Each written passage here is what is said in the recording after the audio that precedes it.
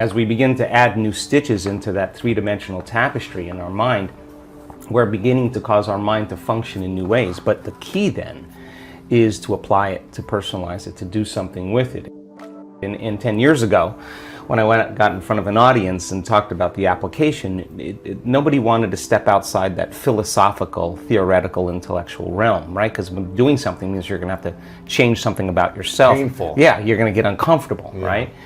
And I think we're in an age of information, and in an age of information, ignorance is a choice. And because of technology, we have access to so much content, and information creates awareness. And awareness is consciousness, and you can't have consciousness without energy. They work together. So there's an energetic change, I think, that's taking place in the world right now, where people are so informed that old models, old paradigms are beginning to break down, whether it's the medical model, or the religious model, the education model, journalism, the economy, politics. It's all beginning to come to the surface because something else has to come out. And I think that one of the things that people are realizing is that you don't have to be a Buddhist monk to do this, or a nun with 40 years of devotion.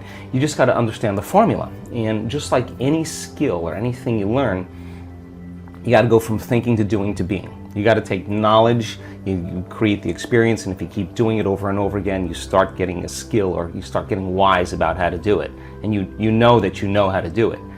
Well, in the last 10 years, we have assembled a scientific team, and let's see if you can really make significant brain changes. I don't want those changes to just be in your mind. I want them to be in your brain. I want to be able to see before and after pictures to say, that person has a significant change after a traumatic brain injury, or anxiety, or depression, or a cyclic mood disorder, or a stroke. We want to see that there's been significant change. At the same time, let's measure your brain in real time, and let's look to see what that transformation process looks like. And in the discovery, Louis, of that process, we gained so much knowledge about what that transformational process looks like. In other words, I can tell you without a doubt that if you're analyzing your life right now within some disturbing emotion, that 100% of the time you're going to make your brain worse. If you think about your life, if you're stuck in an emotion, like you're frustrated, you're angry, you're fearful, resentful, and you're thinking within that emotional state. In other words, you can't think greater than how you feel. That means then you were thinking in the past, because those emotions are a record or residue of the past. So we see people in the process of change that are analyzing in duality or polarity. That kind of drives the brain into higher states of arousal and further away from true change. So we've done thousands and thousands and thousands of brain scans, and we now know that there's a formula to create greater brain coherence, greater brain efficiency, to make your brain work better. And when your brain works better, you work better. At the same time, it requires a clear intention and an elevated emotion to begin to change your energy and to change your life. And nobody changes until they change their energy, right? So then how do you get a person out of resentment, frustration, into joy and freedom? Why would they feel grateful or joyful or free if the experience hasn't happened? So most people are spending the majority of their life waiting for something out there to take away their emptiness or pain or the resentment in here.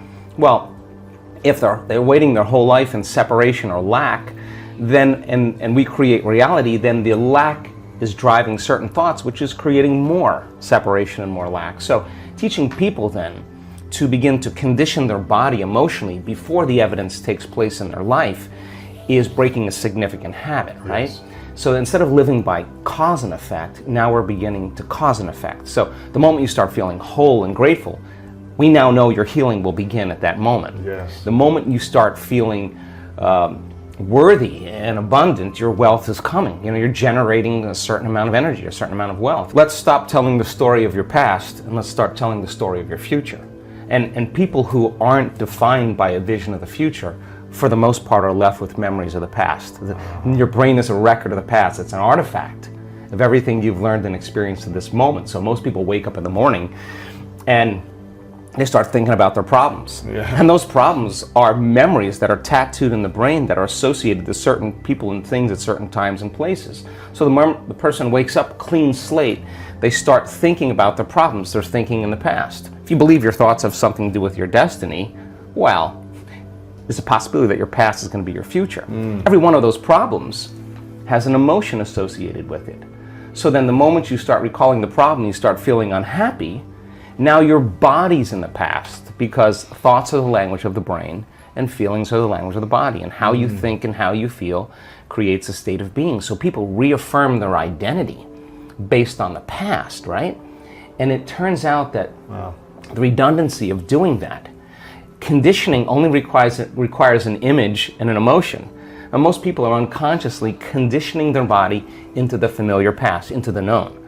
So now if you're in the familiar past and in the known, you're going to crave the predictable future, right? That's the known as well. And there's only one place where the unknown exists, and that's the eternal present moment. That's the sweet spot of the generous present moment. So you gotta labor to get that person beyond the emotions that keep them tacked or anchored to the past. And yes, it takes an effort to do that, but if you keep working with the formula, you'll reach that elegant moment where there's a liberation of energy. And now your body, as the unconscious mind, the objective mind, is not believing it's living in the same past experience 24 hours a day, because you're liberating the body from that emotional state. So you ask a person, why are you so unhappy? Why are you so frustrated? Why are you so resentful? The moment you ask that, their brain is going to associate that emotion to a past event. To a memory. To a memory. Yeah. That's because they have nothing to look forward to in their future. So if you're not being defined by a vision of the future, it just means to me that you're more in love with your past than you are with the future. So how do you teach people to believe in a future that they can't see or experience with their senses yet, but they've thought about enough times in their mind that their brain is literally changed to look like the event has already occurred? The latest research in neuroscience says that's absolutely possible. We know that. And how do you teach a person to select a new possibility in their future and begin to emotionally embrace that future before it's made manifest to such a degree that their body, as their unconscious mind, is believing it's living in that future reality in the present moment, and they're signaling new genes in new ways ahead of the environment. Now, till their body begins to change to look like the event has already occurred. We've proven that that's possible. So your body is believing it's living in that future reality in the present moment. Now think about this. The stronger the emotion you feel from some condition in your life, the more altered you feel inside of you, the more you narrow your focus on the cause, and the brain freezes an image and takes a snapshot. And that memory now is embossed in the brain. It's branded in there.